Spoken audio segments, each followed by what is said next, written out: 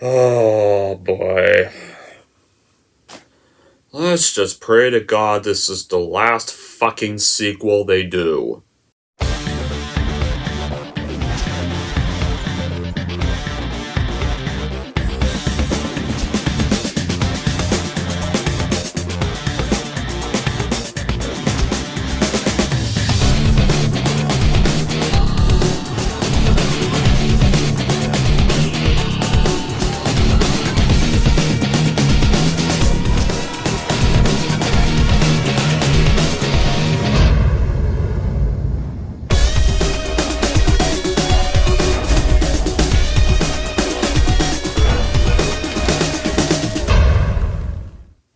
Hey everyone, it's Movie Lover 120 here, and I'm here with a brand new movie rant. And this movie rant is going to be sadly for a Die Hard movie. And it's currently what is so far, and hopefully, the last Die Hard movie. And I think we can all guess what this installment is. Yep, it's the fifth installment in this franchise, aka, or as I call it, the fan for shit of this franchise. And that, of course, goes to, or the Dark Phoenix of this franchise, even like Dark Phoenix, Crap Turtles, or fan for shit of this franchise, anyways. And that is for none other than 2013's A Good Day to Die Hard, or as I call it, A Bad Day to Die Hard. But anyway, let's get on with the plot. Well, iconoclastic take-no-prisoners cop John McClane, for the first time, finds himself on foreign soil after traveling to Moscow to help his wayward son Jack, unaware that Jack is really a highly trained CIA operative out to stop a nuclear weapons heist. With the Russian underworld in pursuit and battling a countdown to war, the two McClanes have discovered that their opposing methods make them unstoppable heroes. So guys, I always tried to avoid this movie because of how awful I heard it was. Like, one of my favorite movie review YouTubers, Chris Stuckman, and several other people who love the franchise would always rage and get all angry if this film ever got mentioned, or if they ever had to think of this film's existence, so I avoided this movie my whole life. Until during the lockdown last year, that is. Last year, I watched this sequel during lockdown, and wow, I was so surprised, not really, at how much I hate this movie! Yeah, what an absolute letdown this piece of shit was. They should call this movie a bad Day to Die Hard because the sequel is an absolute joke. The fact it's directed by the guy who did the 2006 shot-for-shot remake of The Omen and the 2008 embarrassing adaptation of Max Payne with Mark Wahlberg helps nothing at all either. This feels nothing like Die Hard at all. Like, even Live Free or Die Hard, which I liked, by the way, was way more of a Die Hard film than this. At least it actually, like, you guys can criticize Live Free or Die Hard all you want, but at least Live Free or Die Hard still had John McClane. At least Bruce Willis still actually acted like the John McClane from the originals. At least it still had that. He was still a likable character we knew in the original three movies. So at least it's. And in fact, heck, it was even more violent than this. I don't know why this movie actually goes back to being rated R, and I don't get that. I have no idea why this movie's rated R, because it's not even violent or profane at all, with some exceptions. And even John McClane does say the catchphrase in this, but the way he says the catchphrase just sucks. Anyways, here are the bad qualities. For starters, 1. The movie is very unnecessary because the fourth movie, Live Free or Die Hard, already felt like a decent ending to the franchise. Like, Live Free or Die Hard doesn't even end on any sequel setups at all. It seems like a great way to wrap up John McClane's story arc. John McClane has a beautiful story arc wrapped up. He finally made peace with his daughter at the end of Live Free or Die Hard, so he can just close the book there. I mean, yeah, he's still divorced from his wife, but he at least made peace with his daughter. He finally got reconnected with his daughter again, so you just close the book. You could just close the book on John McClane there, because there's no reason to continue after that. The usage of the Academy ratio, like 1.85.1, was widely criticized since the previous movies were shot in anamorphic formal, which is 2.39.1. It even missed the spirit of the franchise. Like, for instance, John McClane, who in the first four movies is a snarky anti-hero who really cares about people in the previous movies. Like every time, whenever somebody died or some people died or he failed to stop something, he was so broken. He felt horrified. He just looked ready to cry whenever, like, in Die Hard 2. He tries his hard to save this flight of people that are just about to take off, but the bomb explodes on the plane as soon as it lands, and he's just horrified by this. He's horrified that he failed to save all the lives, and he thinks he failed. It made him such a great character. He really cared. He would do anything to take to risk his life to make sure as many lives were saved as possible, even if the media never wanted his help or got really annoyed when he tried to interfere. Like, that made him such a great character. He had a heart. And heck, in fact, he was even human too. He even got hurt many times, and you cared about him. In this movie, he's just, apparently John Moore thought it would be awesome if he was this unlikable asshole hero who acts all Grand Theft Auto and has no qualms about attacking and outright nearly killing innocent bystanders. Like, for example, in this movie, after the whole traffic scene, like, he gets out of this car, he sees this guy speaking to him in Russia, he punches him, and he has this stupid cartoon sound effects. Like, you think I understand what you're saying? Like, it's probably one of the dumbest cartoon sound effects. It's probably one of the stupidest things you'll ever see. And then he starts driving around, like, driving on top of cars. One of them's even a mom and her kid, even. He, like, drives all on top of cars, and wow, like, the way they do it is so dumb. God, like, oh, yeah, I'll get to that part in a bit, but anyway, the poor acting, especially from Jai Courtney as John's son, Jack McClane. Oh, God. Jai Courtney was so annoying in this movie. Like, God. He is so unbearable to sit through this film. He's probably the most unlikable and annoying character in the Die Hard franchise. Like, Jack McClane throughout this whole movie is just this basically brat that whines his dad, why are you even here? Why are you even here? Like, he just argues. Him and John just argue the whole movie. They clearly don't seem like they like being near each other. Like, pretty much his son's this annoying brat you just want to see die. Like, I really wanted Jack McClane to die in this movie. Ugh, I hated him so bad. He's probably Jai Courtney's worst role ever, and I like him better. I mean, Jai Courtney's fine as Captain Boomerang, but not as John McClane's son. Like, even Matt Farrell, while technically he's not John McClane's son because technically Matt Farrell ends up dating Lucy at the end of Live Free Die Hard, but whenever Lucy's not on screen with Matt or John McClane, they have good son-like chemistry. They have kind of better father-son chemistry than his chemistry with this dumbass idiot that's played by Jai Courtney from Russia. Lazy dubbing. There's even lazy dubbing work. Like, there's one line from the movie that is literally ripped off from the fourth movie, complete with the same audio. No, really, like, during one action scene, they reused the line of, take your best shot, from John McClane. They use it in here, and you can literally tell how forced in it is. You can tell how lazy this sequel was.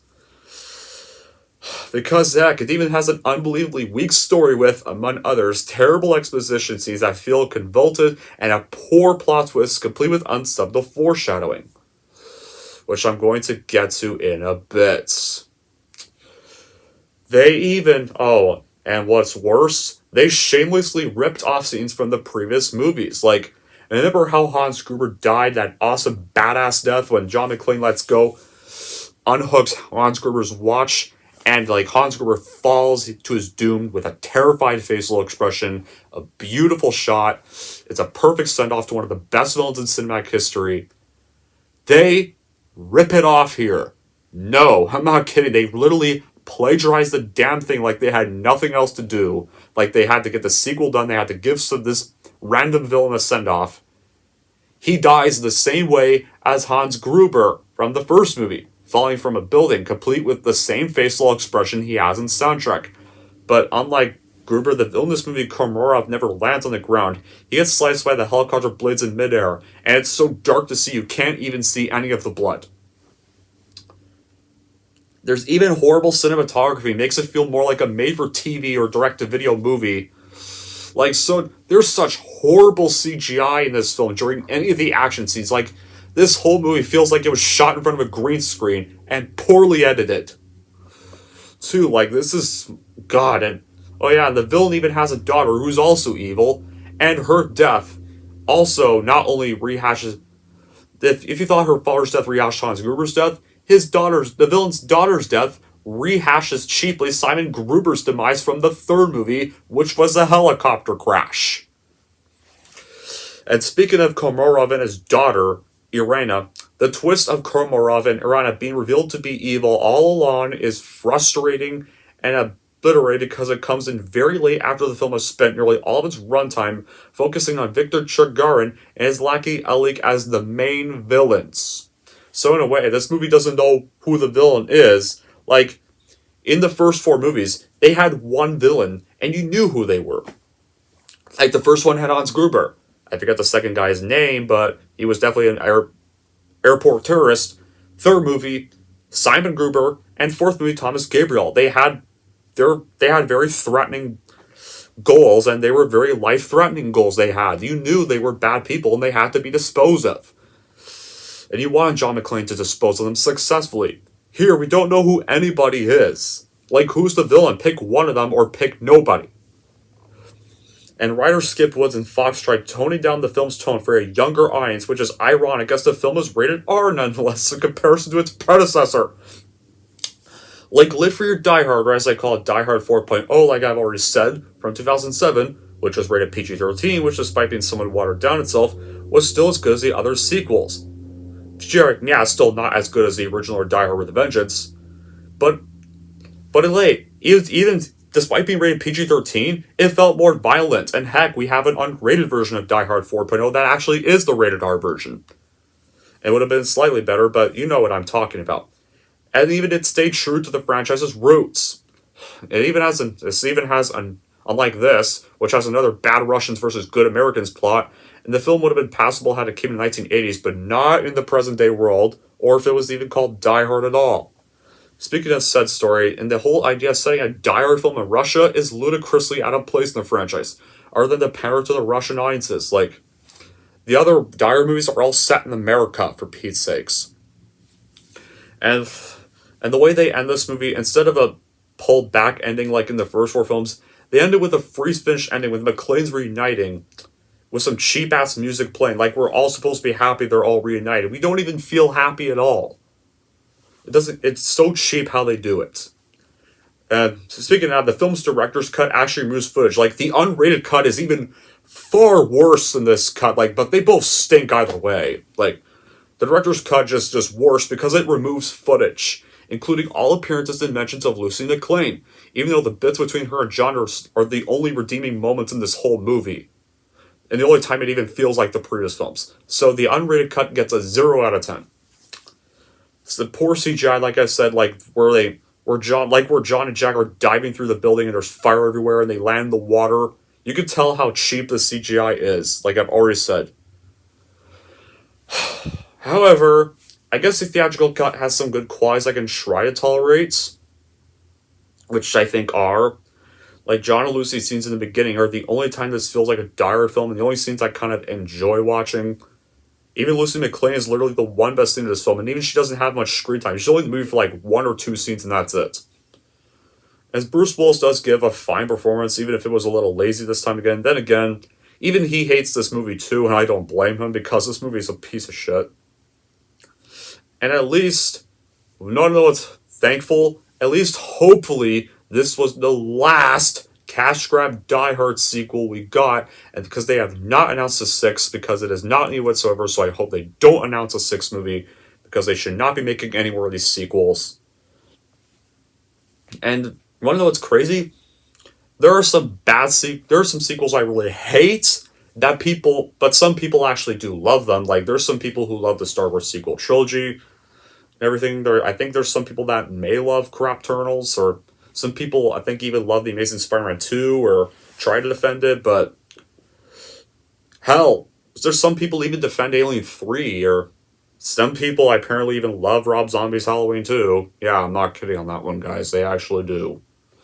However, absolutely nobody likes this sequel at all. I don't know anybody who even likes or defends this movie. Almost everyone seems to agree with loads of haters. Almost everyone has the same opinions on me. Even every single Die Hard fan finds this sequel an absolute piece of shit. Like, they all have the same opinions as me. Not one person in the world likes this sequel, like, at all. It's hated by pretty much everybody. I don't think I know anybody that likes this movie at all.